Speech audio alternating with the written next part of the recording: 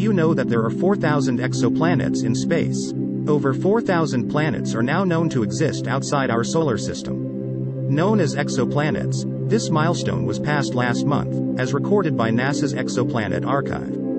The featured video highlights these exoplanets in sound and light, starting chronologically from the first confirmed detection in 1992 and continuing into 2019. The entire night sky is first shown compressed, with the central band of our Milky Way galaxy making a giant U. Exoplanets detected by slight jiggles in their parent star's colors, radial velocity, appear in pink, while those detected by slight dips in their parent star's brightness, transit, are shown in purple.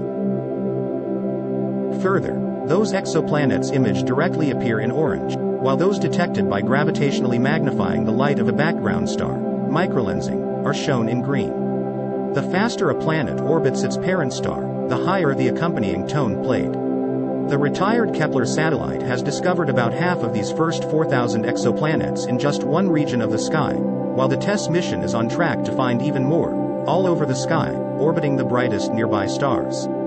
Finding exoplanets not only helps humanity to better understand the potential prevalence of life elsewhere in the universe, but also how our Earth and solar system were formed. For daily video updates, subscribe to Only Facts.